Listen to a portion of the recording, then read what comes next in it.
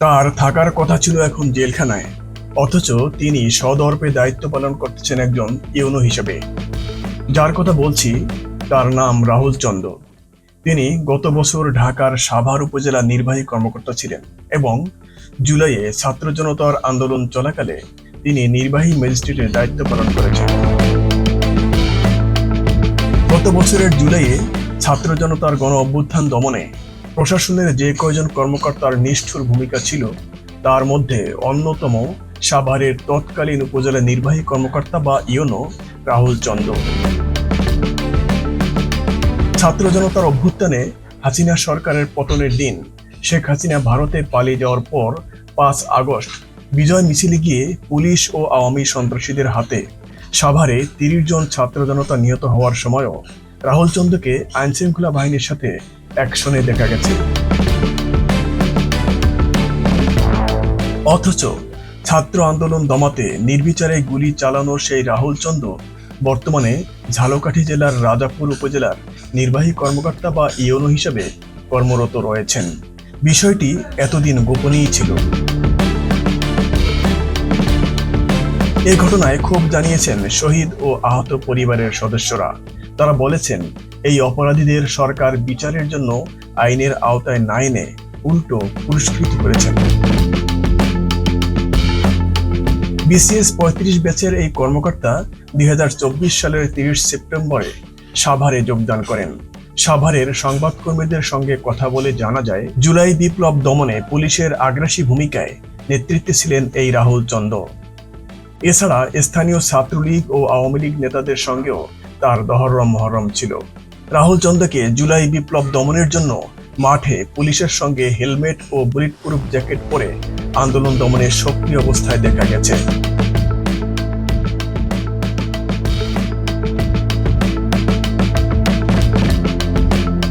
5 August সাভারে বৈষম্য বিরোধী ছাত্র আন্দোলনের মিছিলে রাহুলের নির্দেশে গুলি চালায় পুলিশ।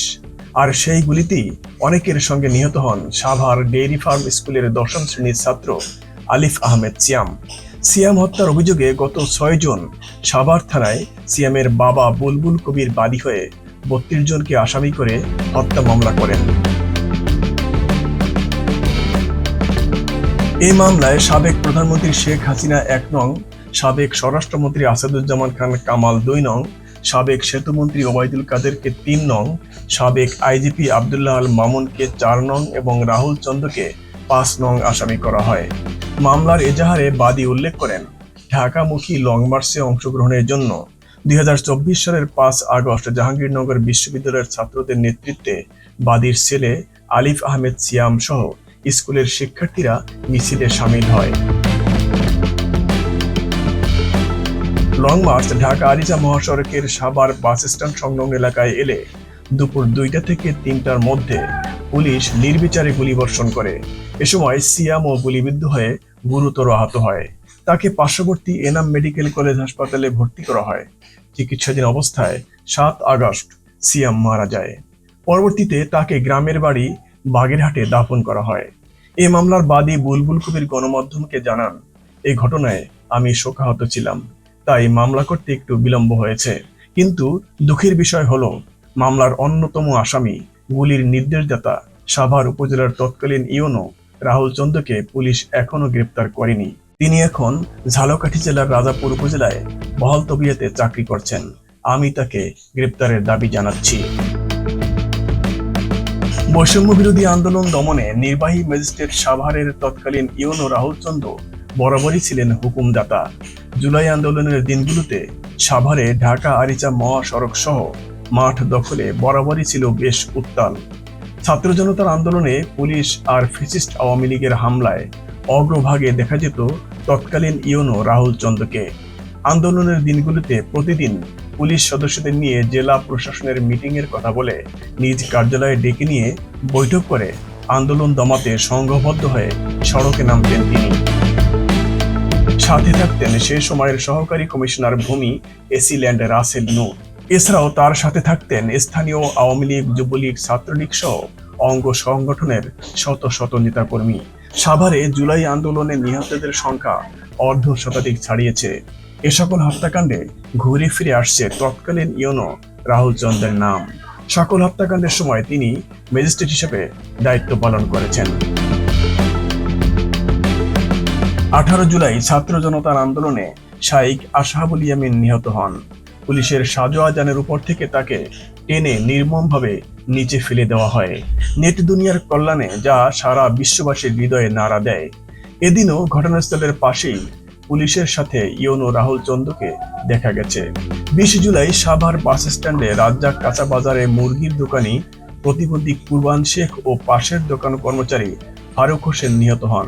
21 জুলাই পুলিশ ও ফ্যাসিস্ট সন্ত্রাসীদের গুলিতে নিহত হন 6 জন। এদিন সাভার পৌর বিএনপির অর্ধশত নেতাকর্মীর বাসায় লুটতরাজ করা হয়। স্থানীয় দৈনিক উল্কি অফিসেও এদিন ভাঙচুর ও লুটপাট করে পুলিশ ও আওয়ামী সন্ত্রাসী বাহিনী। এ সকল প্রায় প্রতিটি অভিযানই এবং ছাত্র জনতার আন্দোলন ভণ্ডুল করতে রাহুল চন্দ্র জড়িত ছিল বলে অভিযোগ রয়েছে। 5 আগস্ট বিজয় মিছিল গিয়ে পুলিশ ও আওয়ামী সন্ত্রাসীদের হাতে সাভারে নিহত হন 30 জন ছাত্র জনতা। এদিন সকাল থেকে রাহুল চন্দ্রকে পুলিশ সহ অন্যান্য আইন শৃঙ্খলা বাহিনীর সাথে দেখা গেছে। সকল হত্যাকাণ্ডের সময় তিনি ম্যাজিস্ট্রেট হিসেবে দায়িত্ব পালন করেছেন।